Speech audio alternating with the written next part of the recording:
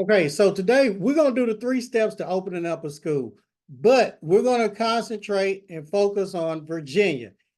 Each state has its own rules and regulations. So step one, what are we going to do? We're going to look at the state that you want to open up your school. Today, we're going to do Virginia. So the first thing you're going to do, you're going to go to something called Google. All right. And I know all of y'all know what Google is. So we're going to type in Virginia, Virginia Cosmetology Board. Whatever state you in, just type that in. Texas Cosmetology Board, Texas Barber Board, North Carolina Cosmetology Board, whatever state you in, type it in. And then you're going to hit enter. Just like this. Okay? Now, you see it right here. Board for Barbers and Cosmetology in Virginia. We're going to click on that. Now, we're actually on their page. Now, what we're going to do, we're going to look around. We're just going to poke around and see what's going on. There's the board office over here. They got the email contact if you have any questions. As we scroll down, what do we see? Forms and applications, laws and regulations. Okay, let's look at the laws and regulations because we need to know the rules and regulations for what state we're opening in, because there are going to be people to tell you, well, you need this amount of square footage, you need this many chairs, this many stations, this many shampoo bowls or whatever. It's got to be this square footage. If you look at your rules and regulations for your state, it's going to let you know that. If you don't see it, one or two things. It's not in there, or there are no rules for square footage. Like Texas, there's no rule for square footage. Virginia, there's no rule for square footage. Okay, Florida, there's no rule for square footage. If we go to Georgia for a cosmetology school, it's a minimum of 3,000 square feet. So some states have rules and regulations for square footage and certain amounts of equipment. Georgia's 20 stations, 20 chairs. But today we're concentrating on Virginia. All right. Now, we go down here, we see the rules and regulations. You're going to click on that.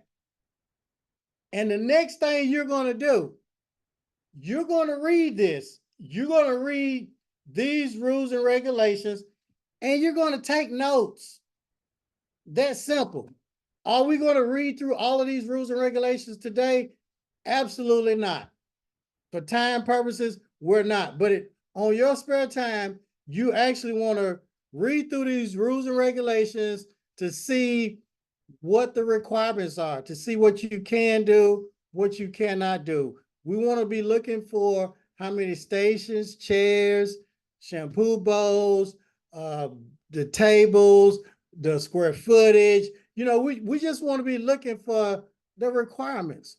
What's required?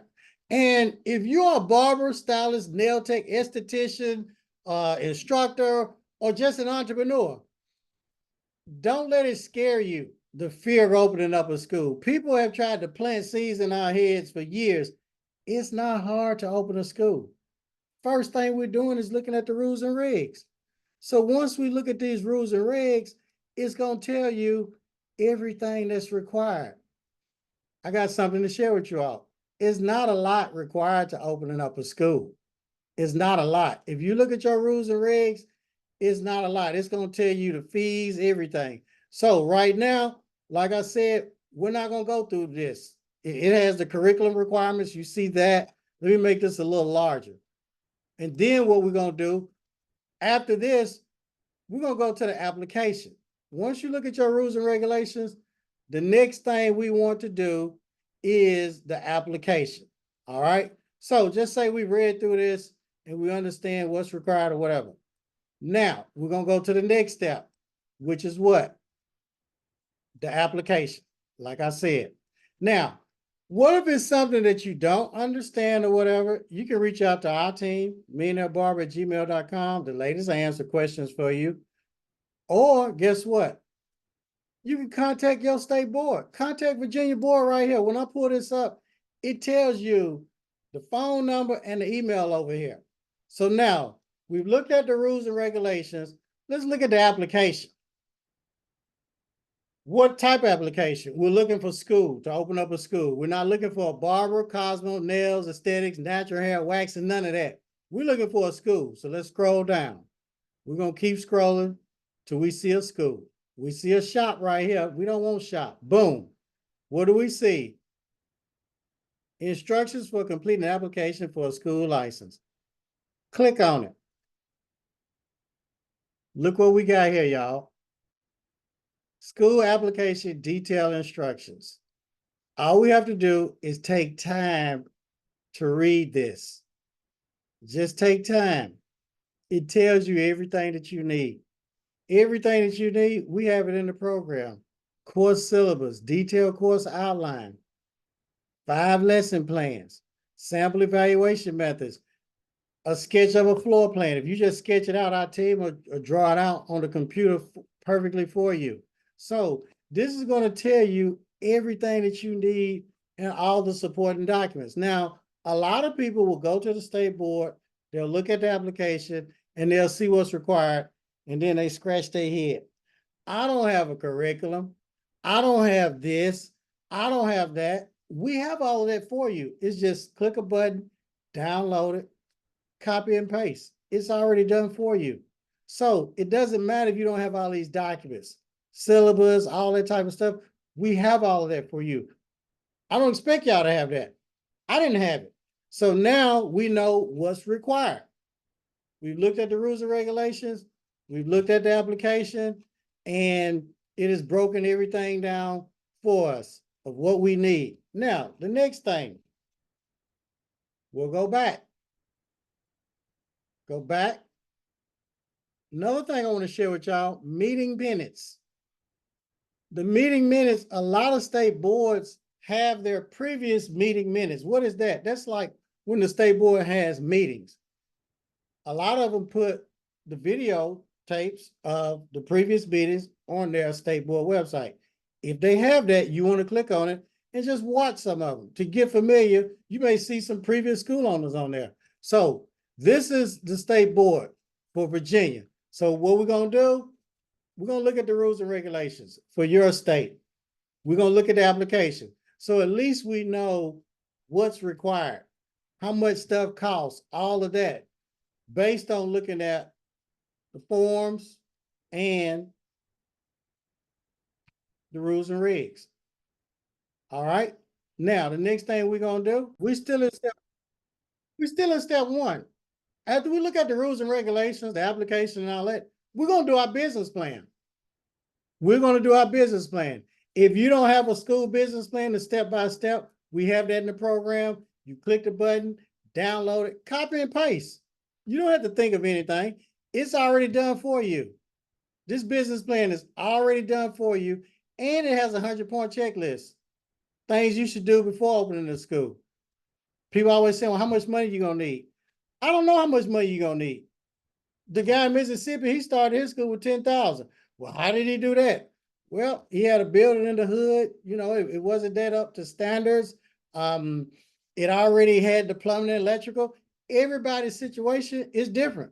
But we all got rent, light bill, water bill, phone bill, all of that expenses. It may need some leasehold improvements. So these are some of the things you need to know. Learn about your competition. Well, how am I going to learn about the competition? There's social media. We have Google. If you Google your schools in your area, the closest one's going to pop up. They got a website. They got social media. Be a fly on the wall and look. Call them. Hey, yeah, this is biz strategist. I'm thinking about getting my son or daughter in school. This Dion, this Happy, this Shanae, this Star, this Vaughn. And they'll give you information. We got to find out what they charging. We may want to undercut them. We may, oh, well, they charging for a day class. They don't have a night class. Okay, you may want to have a night class. So these are the checklists. Things you should do before opening your school. It talks about the location. Everybody say, well, what's the best location? Ms. Velma told me the best location. She said, Chin, the best location is a location that you can easily afford and manage for about 3 years until you get accredited. I said, oh, okay, that makes sense because I got home bills, I got to pay for NACCAS, to go through that. I got to pay for the auditor, the CPA. I got to pay for my application. I got to pay to go to the NACCAS workshop. So I got to have money. So I don't need a high overhead. Don't worry about the big corporate schools. Don't worry about that. Start out small. I started out small. Oh, I don't want to start out small. Okay. If you have the resources, the money, and all of that, you can do what you want to do. It's like going to a restaurant. Well, I don't want to eat that. Well, if you broke and you ain't got that much money, you don't have a choice. You don't have many choices. So I recommend to do what Ms. Velma said. Start out small. When you get accredited, boom, then expand. So here's the business plan. I like this business plan. Why? Because Ms. Velma paid several attorneys a few $1,000s to do it. And it's for a school and a school only. It's very detailed. And I like it because it's idiot proof. I'm not the smartest person, y'all. And I'm not going to portray like I'm a genius. I only know one thing: how to open schools, get them accredited, get the government funded. That's it. I don't know nothing else. But I do know this because I've been doing it since 1998, and I had Ms. Velma for 20 years to mentor, guide me, coach me, and all that. This business plan, it's already done. Things you should do before signing your lease. Check for the leaks to see if the roof is leaking. Check the air conditioning unit, that commercial unit, HVAC, is it under warranty? If not, you don't want to replace a commercial unit. How does it look? You renting from Shanika and the commercial unit is expired, it's out of warranty, and you sign a 5-year lease with Shanika, and then next month your air conditioning unit go out, and now you got to put a $5,000 to $10,000 commercial unit in Shanika's building. You signed that lease without doing this. But if you got the checklist, the business plan, and there's a lot of other things in here that's going to prevent you from making a bunch of costly, timely mistakes. Where it's got school name, what do? Duh, put your school name. Address, well, I ain't got no address yet. We'll leave it blank. Well, if you do have an address for your school, put that there. But if you don't have the address yet, like a lot of our leaders don't, just leave that. Leave that. Yes, leave it there. And keep it pushing. The vision, you can copy this, copy, cut, and paste. The 10 commandments of excellence, goals and objectives, keep them there. You ain't got to redo it, just keep that there. I like this business plan. One, a lot of our leaders have gotten funding from SBA. Savina got $250,000. They got them from small banks, from credit unions.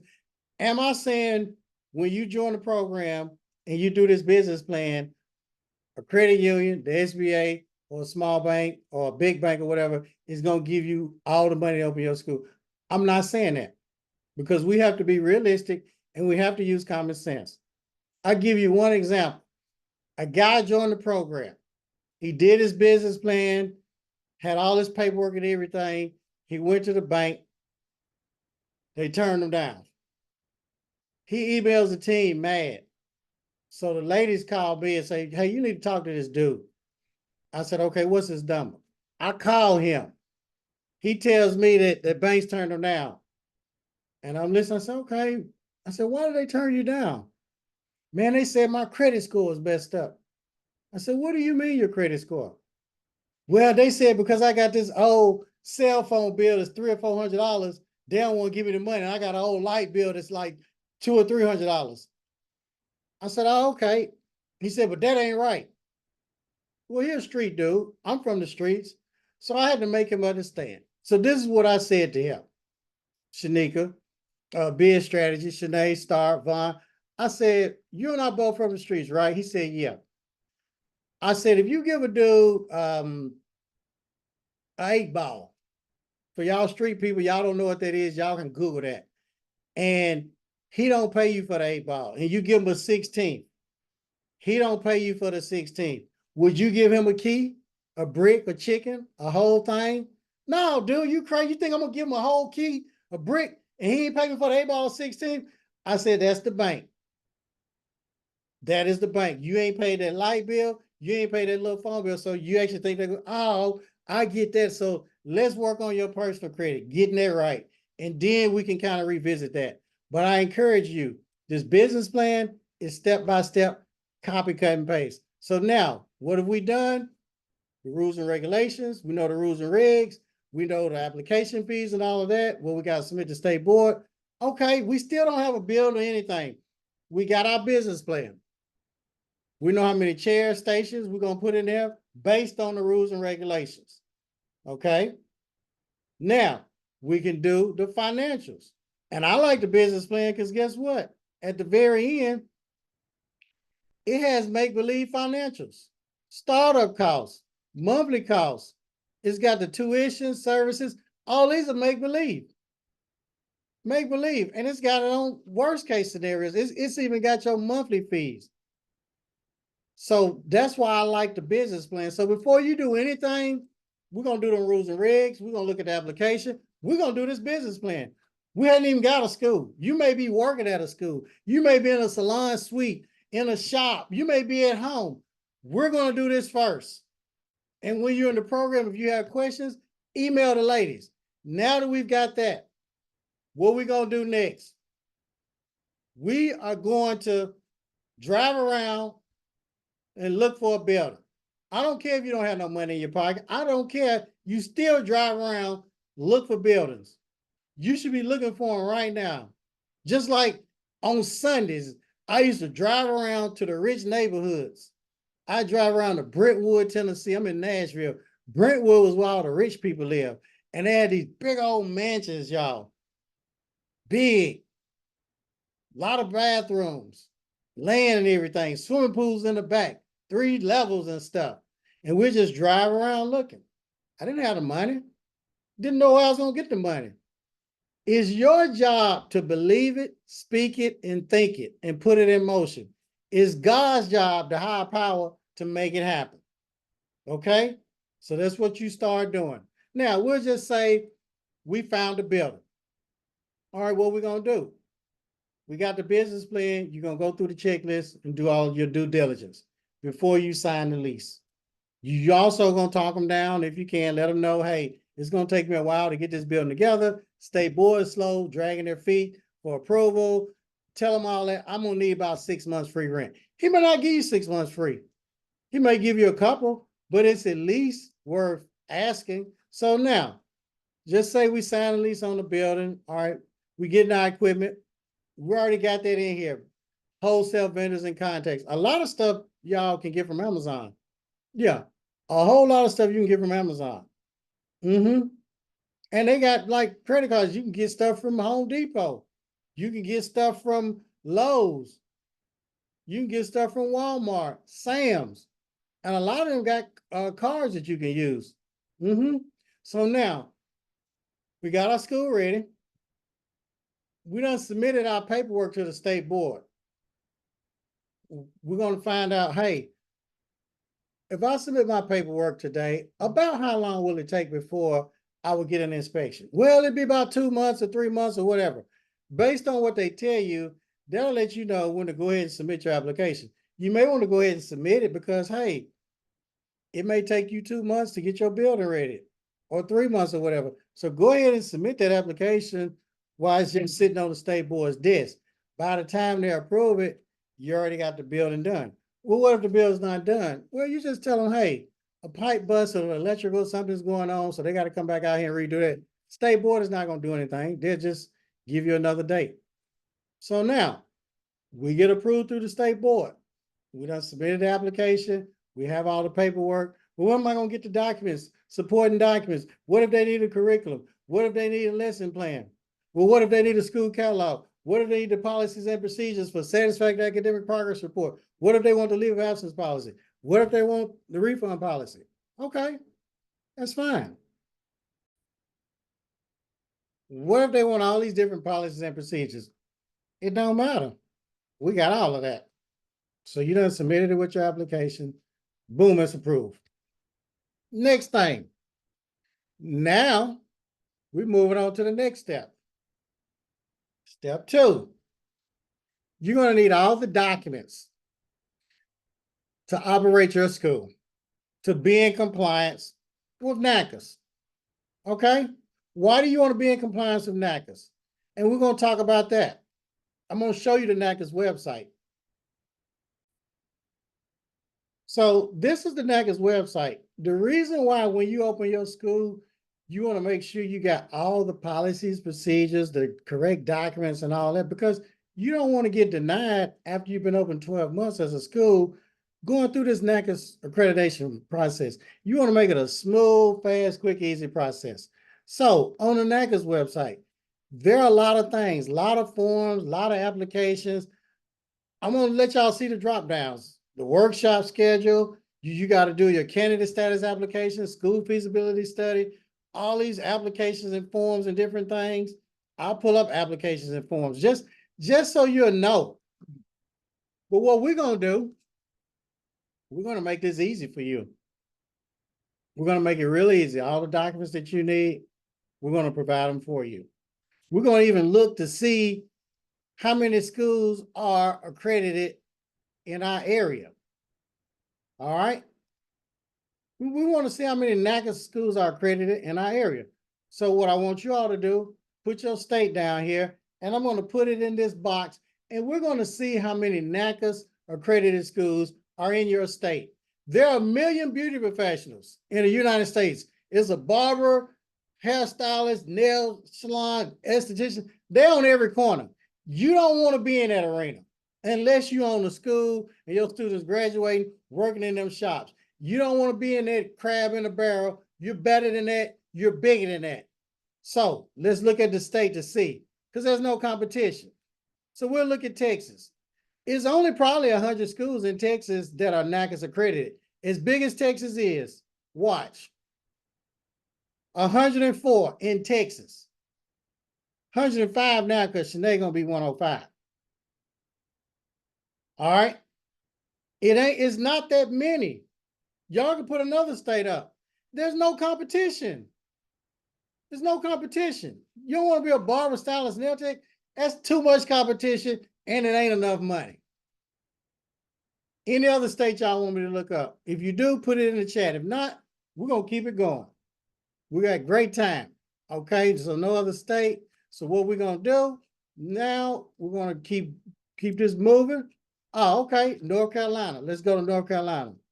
North Carolina is not a lot. Look, 23 NACCAS accredited schools in North Carolina. And some of them are, look, Empire. Empire got a bunch of them. You take Empire, you ain't got nothing but a handful. Paul Mitchell. Look, so what this shows you, there's no competition. Well, what if it's saturated and all of that? Now, it's saturated being a barber, stylist, nail tech, esthetician. That's what's saturated. Salon suites, working in the shop. That's saturated. Look at the numbers. Numbers don't lie. I'm showing you the numbers. Okay? I'm showing you the numbers. And once you get accredited, after you have your school accreditation for 2 years, you can expand and do branch locations within a 75-mile radius, and then they can get accredited within 6 months. Okay? So that's how I was able to expand so quick. Well, after I got accredited for 2 years, guess what I did? Open up schools to East, West, North, and South. I took over the city. Took it over. Put it on lockdown. So now we're going to keep going. We'll keep going. So now this is NACCAS and all that. So what we're going to do, we're going to back up and go back. We just got approved for state board. We need all the documents so we can be in compliance with this, because we got to be thinking ahead, preparing. Yeah, we got to be preparing for what's ahead. So if what we do right now is going to dictate what we do tomorrow. It's going to dictate how fast we get there. You know, everybody say, well, Shin, you got it accredited in record time. Yes, I did. I had Miss Velma. I came out the gate with all of my paperwork correct. I wasn't listening to all these negative, broke family members and friends and these negative, broke ninjas. I did not listen to them. Oh, you could do that yourself. Ninja, please. That's why I joined Ms. Velma's program, invested in myself. She gave me all the paperwork. Her team gave me all the guidance. Quit listening to broke people. Don't do that. So now let's go back to the paperwork. Do y'all want to see the documents that you're going to need? Okay, these are the documents that you're going to need when the students start. This is an enrollment agreement. The great thing about the enrollment agreement, y'all get to click the button, download it, put your name on it, copy and paste. It's already in compliance with NACCAS. All these words, small words here, though, thereafter, all that, the contract and words and stuff, it's already here. The refund policy, all of that stuff, it's already there. Everything is already here. So you just download that. So when a student comes in, boom, you have them to fill it out. Put your school name here, address, city, phone number, whatever courses you're teaching, put that there. Well, I'm not teaching nails. Well, delete it. Well, my tuition ain't gonna be this amount. Put your tuition that it's gonna be. Well, I'm not gonna charge that for books and kit. Okay, change that. It's that simple. That simple. Enrollment agreement. Registration form, $100. This application fee is non-refundable. That's simple. They fill that out. Next thing, orientation pre-enrollment receipt. Very important that you have this. Get a good look at it. I'm going to make it bigger. You need this because students may try to lie and say, well, they didn't tell me this. Well, I didn't know that. Well, I'm going to take you to court because you didn't do so-and-so, so-and-so. This right here is going to protect you. You've gone over the program objectives, desired student characteristics, jobs opportunity. You went over the program lengths, the licensure, the kit policy, disciplinary policy, if you got to put them out. You don't went over all this, and guess what? Now the student signs their life away, and they date it. And it's dated before they start school or on the day that they start school. And you got their name, program name, date, all of that. You need that. You're going to need this for NACCAS. You're going to need this when you get a couple of knuckleheads in there to protect you. You're also going to need the other orientation stuff, the pre-enrollment receipt. Students are going to tell you, I didn't get this, or I didn't get that. Well, they didn't give this to me. Well, Biz, Stratus, or Char, or Chanel, Star, Vaughn, or Happy, at least they didn't give me that. Oh, yes, I did. Well, I'm going to take you to court. The judge is going to tell them documentation beats conversation. Is this your signature, Mr. Such and Such, or Miss So-and-so? Boom. They check all of that. You're going to need these documents. Satisfactory academic progress. They got to get their grades. Student going to sign it at the bottom. And the instructor, you're going to sign and date it too. These are documents that you're going to need for NACCAS. Student advisor. Student comes in, got issues or problems, you got problems with them, we got to fill this out. Document it. They sign date, you sign date. All these documents are back here. Your graduation certificate, you'll make that. Substitute instructor. Yeah, you can't trust them instructors. You can't trust them either. You don't trust nobody. Have them to fill this out. Check each one of these. Sign, dated. Student grievance form. Everything that you need is back here. Some of these documents, you may not ever need the student grievance form. Student account ledger. You need that when they paying. You may not have everything computerized. That's okay. We can do it by hand first. Self-employment certification. Student graduates and they working for themselves. SAP appeal. They saying that they SAP was wrong or whatever, they can appeal it. Practical grades. That's back here. Practical examination grades. You got a grade, it's either right or wrong. There's no half. Leave of absence policy. Somebody may get sick, somebody may die, different things happen. Okay?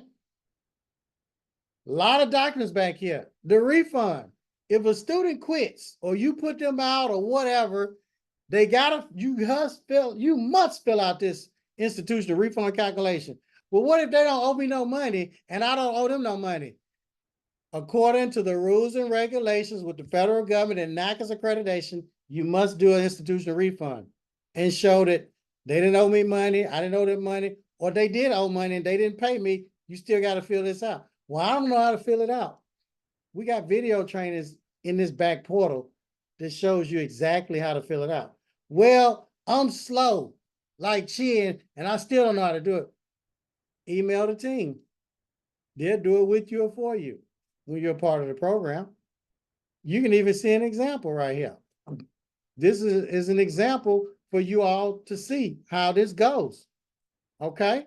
Now, the next thing, graduate employment follow-up survey. Everything that you need, employment verification log, instructor survey sample. Everything is back here. Current student surveys. You need that. They got to fill that out. The annual report sample for NACCAS. All of that's back here. Now, those are the majority of the documents that you're going to need when operating your school. Secret number 2. Now we're going down to secret number 3. It ain't number 3 steps. You have all these documents, you good. You are good if you got all these documents, having them, signing them, everything is in compliance. Anything that you don't understand, email the ladies. And for y'all that are in the program, if you email them and they don't respond, call me or text me. All y'all got my number. Well, I don't have your number yet. Well, you got it right now. Here it is. I don't have to hide from any of y'all. There's the number right there. So now, attendance sheets. In their programs, they got digital programs that where you can swipe a card or look at it with your eyes or put your finger on it and it'll keep up with the time. But when you start out, you may want to do everything by hand, to save money or whatever. But what about the wholesale vendors and contacts? All of those are back here. Employee handbook. Well, what about the employee handbook? We have an employee handbook back here. Everything is back here. So that's step 2 we just covered. Now we're going to hit step 3, NACCAS accreditation. Really simple. Step 3, NACCAS accreditation. Steps to becoming accredited. Here they are. Every step is back here in your back portal. Or you can go to the NACCAS website. We have all the documents that you need, all the video trainings that you need. And guess what? We have support. Well, how many students I got to have to go through this NACCAS accreditation? That's a good question. Look at this right here. How many students did you got to have to go through the program? Does anybody know how many students you got to have to go through your program for NACCAS accreditation? Look at it right here. Somebody put it in the chat. How many students? Exactly, Hey and Happy. 1 student. Quit listening to them idiots. Oh, you got to have such and such amount of students. No, you do not. You go to the NACCAS workshop, and I did a whole video just on this part right here. You go to the workshop, it's $525. There 3 days, come back. After that, what do? You fill out your candidate status on this step 3, going through NACCAS. You go there on that electronically. There's a school feasibility study. Well, I don't know how to do a school feasibility study. I didn't either. Well, how did you do it? Miss Velvet and her team did it. Now, guess what? Our team does it for you. You ain't got to know how to do all that. They help you fill out the application. Boom, you pay your NACCAS fees, $1,485, plus your annual sustaining fees, which is your membership fees. Hey, they grant you candidate status within about 2 weeks. Now, what happens after that? After they done reviewed it or whatever, they grant you that. We keep going. And it's time for the institutional self-study, the ISS. Well, how am I going to do that 200 to 400 page document? The same way I did it. Miss Velma and her team did it. How am I going to get rid of this toothache or whatever? The dentist and the expert. You hire an expert to do this paperwork right here. Like all the other accredited schools did. Now, they're going to tell you they did it themselves. They're lying. Okay? They're lying. They did not do this themselves. They paid a consultant team or expert. A lot of them paid us, joined our program. Some of them joined other programs. They did not do it themselves. Don't let them trick you and tell you that. They did not. Keep going. Number 6. After you do that, you submit the ISS. There's a 1-page application, candidate application for their visit. Your visit, a friendly visit. They're not gonna write you up, do nothing bad. They're just gonna tell you, hey, fix this, update that in your ISS. The latest will revise it, resubmit it. That's what your candidate visit is. Well, how much is it? $2,425. Well, I don't know how to fill out that one-page application. We have an example. It ain't hard. It's like knowing your name, address, stuff like that. After the candidate visit, guess what? You revise the ISS and you fill out your initial accreditation application. It's about 10 pages long. We have an example that's already filled out, so you'll know where it says name of school. They put their name right there. Name of owner is right there. You can look at that and do it. If you can't do that, if you can't read, guess what? Reach out to the ladies. They will help you. They will assist you. Okay? You submit that. Your auditor, Nathan Ferguson. Let me give y'all his name and number. Nathan Ferguson.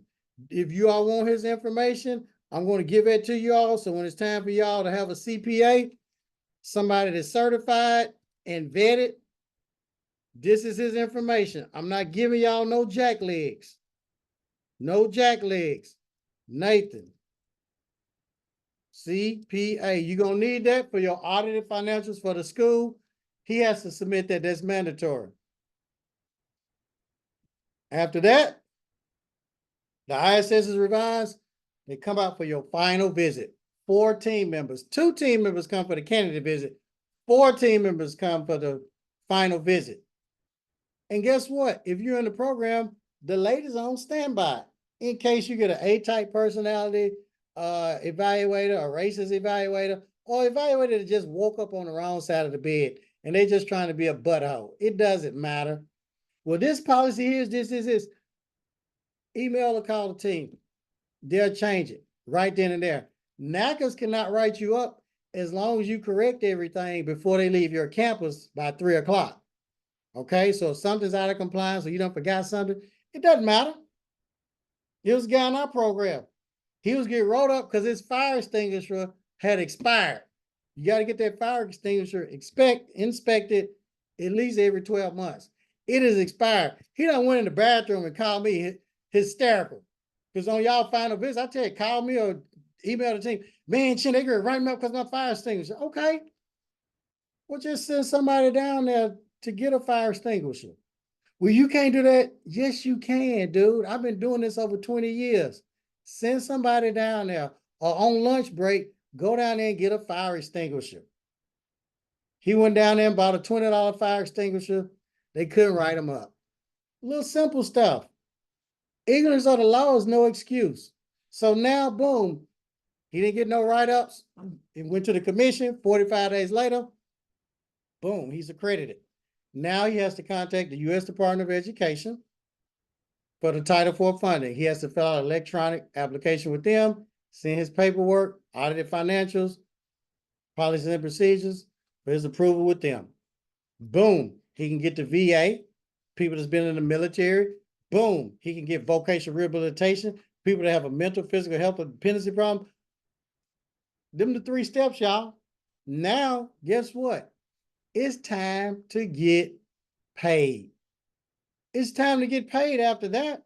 So those are the 3 steps. It's not a lot. I know a lot of people try to trick y'all and tell y'all it's this and that. No. After you go through the 3 steps, you're going to be in position to get money like this. This is some of my old reports. I had a school 20 years, hit them for 20 mil. It's documented. You can Google all of that. That's what the government said.